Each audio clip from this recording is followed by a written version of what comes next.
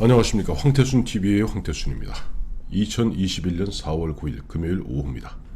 이상곤 매일신문 전 정치부장 모시고 4월 9일 정확히 11개월 앞으로 다가온 대선 그리고 이번 4.7 보궐선거 엮어서 흐름을 한번 잡아보도록 하겠습니다. 안녕하세요. 안녕하십니까. 이상곤의 흐름입니다. 그래요. 저 보니까 어제 그저께죠. 그저께 이제 4월 7일 보궐선거 그야말로 역대급 압승을 야당이 거두었습니다. 그렇죠. 예, 그렇게 되고 그야말로 문재인 대통령의 청와대를 비롯해서 또 김태년 원내대표의 민주당 그야말로 진짜 혼비백산입니다. 완전히 혼란에 빠졌을 겁니다. 혼란에 빠졌고 그런 가운데 문재인 대통령은 국민의 질책을 엄중히 받아들인다 라고 한 다음에 그 다음 말이 중요합니다. 코로나 극복, 경제 회복과 민생 안전, 부동산 부패 청산 실현에 매진하겠다. 이게 뭔 개소리예요? 코로나 지금 제대로 못했던 것도 니 탓, 경제 망친 것도 니 탓, 부동산 LH 사태 터진 것도 니 탓인데 뭘 매진한다는지 모르겠습니다. 허공에다 대고 뭐 이야기하는 거나 똑같은 거죠. 그러니까 구체적으로 선거 패배 이후에 어떤 식으로 뭐 인적 청산을 하면 인적 청산을 한다든지, 아니면 뭐 개편을 내각 총사퇴를 한다든지, 뭐 이런 구체적으로 보이는 국민들한테 정말 이 선거가 정권 심판이었다라는 거에 대해서 본인들이 그게 절절하게 느끼지를 않는 거예요. 또 그러니까 사이렌 소리가 좀 울리지 않습니까? 이제 사이렌 소리가 울리고 있음에도 정신 못 차리고 있는 거예요. 자, 정신 못 차리는 건 더 구체적인 모습은요. 민주당 같은 경우는 이런 얘기가 나와요. 손혜원 의원이라고 아시죠? 손혜원은 있죠. 전 의원. 예. 전 의원 또 목포 도시 재생 사업, 목포 부동산 투기 때문에 그렇죠. 작년에 1년 6개월 실형. 그러니까 김정숙 씨의 절친. 숙명여고 절친. 네. 보니까 너희 민주당 내 이놈들, 응? 니놈들이 대통령 없이 잘 할 줄 알았는데 망쳐놓고 왜 누굴 탓하느냐? 언론 탓하지 마라. 포털 탓하지 마라. 저도 이번에 손혜원 의원이 페이스북에 그날 바로 선거 당일날 출구조사를 끝나자마자 페이스북에 글을 올렸더라고요. 네네. 그 글을 보고 이 사람들이 내부에 지금 문재인 대통령을 둘러싸고 있는 사람들이 NL 운동권, 386 운동권들이 주축이잖아요. 그렇죠. 운동권들이 청와대하고 또 작년 총선을 기화로 해서 다음으로 대거 국회의원이 돼서 들어와 있단 말이죠. 그렇습니다.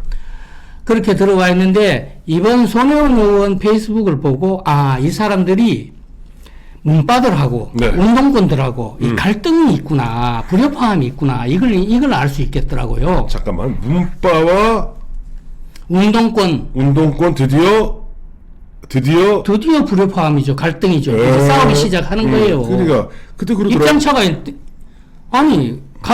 언론 탓을 하면 언론 탓, 검찰 탓을 하면 검찰 탓을 해야 되는, 같이 하면 좋을 텐데 자기네들끼리 이제 힘을 모을 것 같으면 같은 편이라고 하면 근데 같은 편이 아닌 것 같아요. 지금 생각할 때 이쪽에서 언론 탓을 하고 그러니까 내가 너희들 언론 탓할 줄 알았다. 손혜원 얘기예요. 손혜원이 그렇게 이야기를 하더라고요. 그러면 지난해 180석 먹을 때는 그때는 뭐 기레기가 없었냐?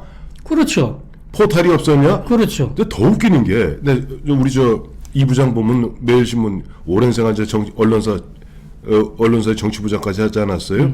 솔직해서 문재인 정부 들어와서 지금 어느 언론이 장악 안 된 언론이 있으면 그러니까 말이죠. 어느 언론이 특히 저희들도 저희들 같은 경우는 이제 좀 성격이 달랐습니다만 특히 요즘 들어와서는 언론은 엄청 광고라든지 아니면 정부 지원, 지자체 지원 이런 부분들에 대해서 좀 민감하게 돼 있어서 언론들이 옛날 같은 그런 그 지사적인 기능을 좀 못한다고 저희들 같은 경우는 좀 아쉬워하고 있는 중입니다. 자, 얘기해 봅시다. KBS, MBC 완전히 정권 홍보방송이죠. 홍보방송 아닙니까? 요번에 내곡동 관련해가지고도 선도적으로 보도를 한 게 KBS 아닙니까? 또 지난해 그 당시 지난해 검언 유착이라고 만들어서 그거 갖다 가짜뉴스 만든 게 KBS. 가짜뉴스 만들어가지고 지금도 고갈돼 있지 않습니까? KBS, MBC 아닌가요? 한동훈 검사장이 지금. 그렇죠. 예.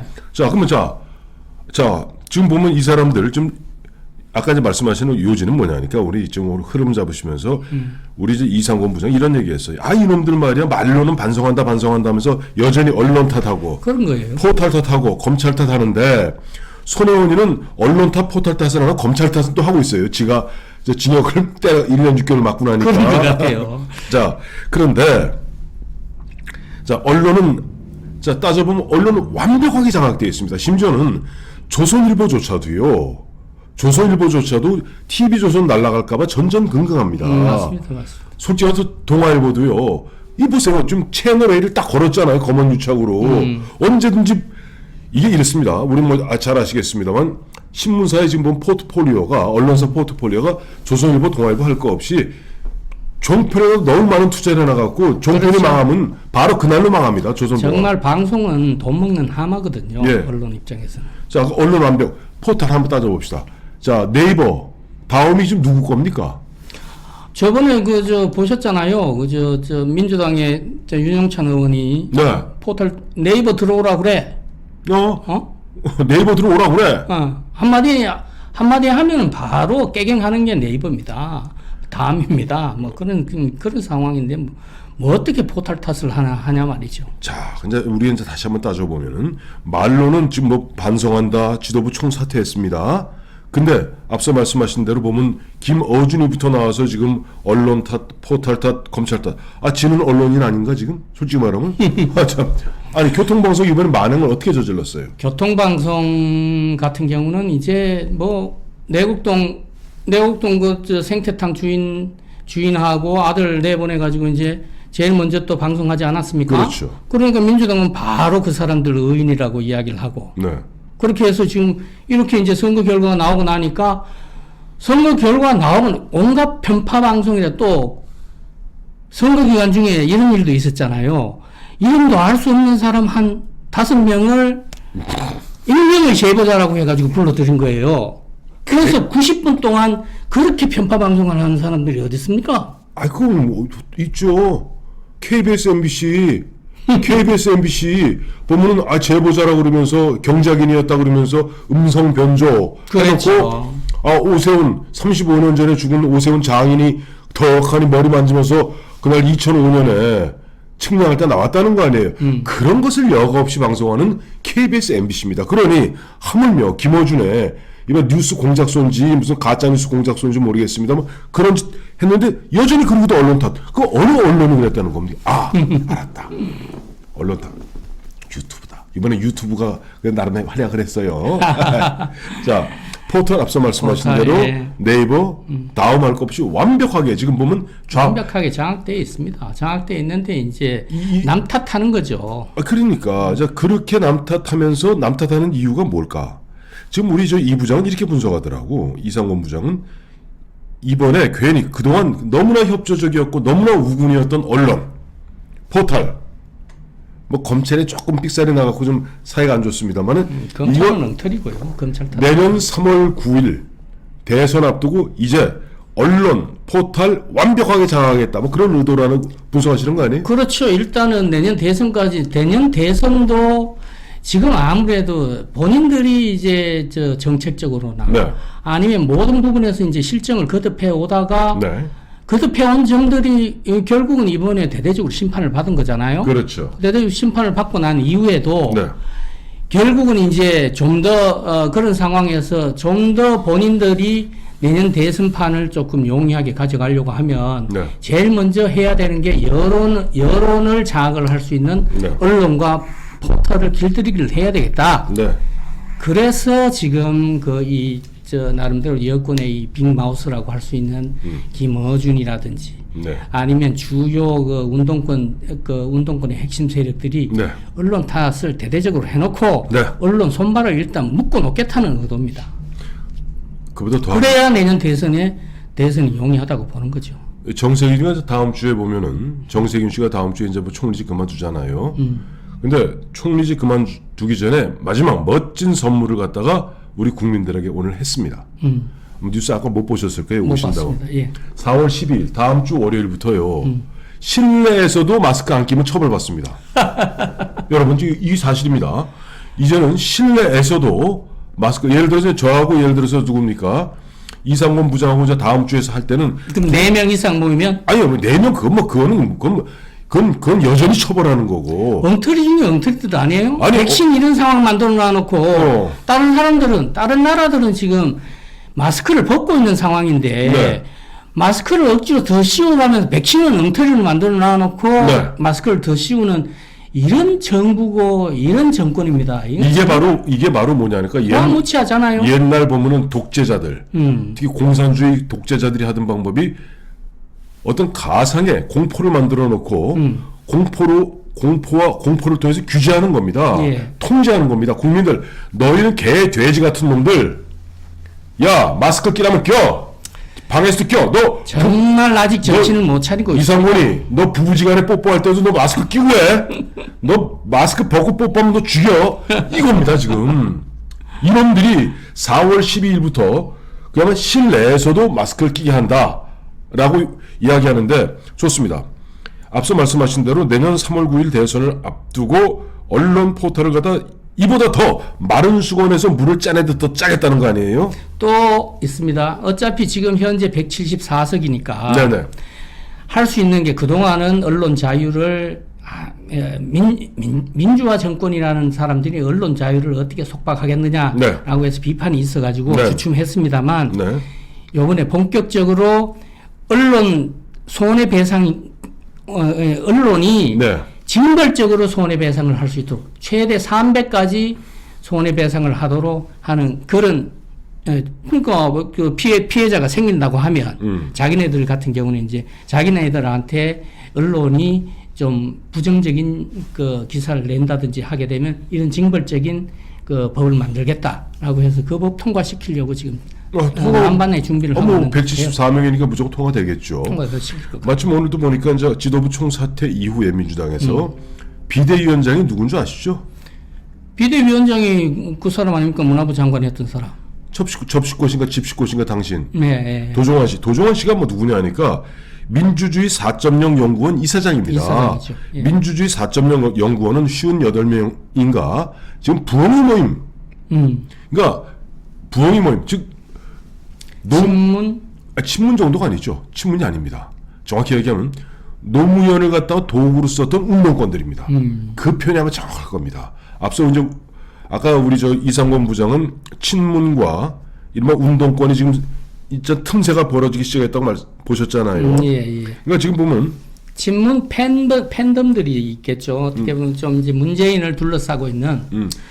근데 우리 이미 뭐든 다 해라고 하던. 그런 사람들은 일종의 이제 손혜원류고. 그렇죠. 지금 도종환을 비롯해서 지금 당내 민주주의 4.0 연구원 그 핵심 58명, 57명 의원들은 부엉이 모임, 즉 과거 노무현을 갖다가 도구로 썼던 운동권 핵심들입니다. 그러니 문재인도 들러리예요 지금. 그러니까 이 지도부 총사퇴하고 도종환을 비대위원장으로 이른바 추대한 이들은 앞서 말씀하신 대로 계속 언론 탓, 포털 탓, 검찰 탓 할 거예요. 맞습니다. 계속 이렇게 탓을 하다가 네. 어차피 자기네들이 지금 그 수렁으로 떨어지고 있고 민심은 떠날 대로 떠나고 있다라는 것을 스스로 이렇게 놓쳐가면서 하는 정치를 계속 하다 보면은 본인들 스스로 제 무덤을 제갑하지 않을까 이런 생각입니다. 근데 우리 뭐 이 부장 저 오랜 저 현장 취재 경험에 바탕하겠습니다만은 이상하게 이번에 난 좀 걱정돼요. 국민의힘이 너무 크게 이겨버렸어. 이 자만하기 딱 십상이고 또 보면은 유권자 입장에서도 분풀이 다 했거든. 그렇죠. 분풀이 했죠. 분풀이 해버렸기 때문에 왜 분노라는 에너지가 있어야지 내년에 정권을 바꾸는데 이거 자칫 잘못하면은 예선전에서 이거 본선에서 깨지는 거 아닌가 하는 전 두려움이 엄습해요. 그런 두려움이 충분히 있을 수 있죠. 그게 네. 이제 뭐 역사적으로도 저희들 정치사를 보면 네네. 예전에 지방선거에서 또 대승을 했다가 또 그 노무현한테 이렇게 2002년 말씀하시는군요. 그렇죠. 2002년 맞아요. 그 당시 이회창 총재의 한나라당이 2002년 지방선거에서 압승을 했었죠. 당시 DJ 말기죠. DJ 말기의 아들들 삼형제 뭐 비리 스캔들 뭐 이런 걸로 해가지고 지방선거가 아주 뭐 민주당이 많이 완패를 했었죠. 그렇죠. 그런 완성을 하고도 한나라당 이회창 총재는 6개월 후에 졌어요. 6개월 후에는 바로 지고 바로 뭐 졌어요. 이런 상황도 저는 있고, 걱정돼요. 그래서 있고 했으니까 이제 충분히 그런 걱정들을 많이 하시는데 네. 그런데 제가 볼 때는 이번 같은 경우 이 정권은 말이죠. 이렇게 고질적으로 거의 고질병 같이 남 탓을 하는 상황을 지금도 여전히 정신을 못 차리고 남 탓을 하는 걸 보면은 내년 대선도 뭐 그렇게 야당이 조금만 더 정신을 차리고 야당이 후보 준비 잘하고 정신을 차리면 내년 대선도 무난히 뭐 승리할 수 있지 않을까 저는 그런 전망을 하고 있습니다. 그러니까 이상권 부장 얘기로는 이 정권이 결국 말로는 뭐 죄송하다 반성한다 그러지만 결국 행태는 한도 바뀌지 않을 것이기 때문에 즉 정책 기조는 전혀 안 바뀔 것이기 때문에 내년에 더 본격적인 대선에서 더 큰 우리가 국민의 엄중한 심판을 내릴 수 있다 그렇게 보시는 거죠. 그렇게 봅니다. 그래도 마음 놓으면 안 돼요. 자, 오늘 저 이상권 부장 모시고 4.7 보선 이후 내년 3월 9일 대선까지 결국 말로는 반성한다고 떠들면서 전혀 반성을 하지 않고 오히려 국민을 향해서 눈을 부라리는 현재 문재인 정부 문재인 정권의 민낯에 대해서 분석해 봤습니다. 감사합니다.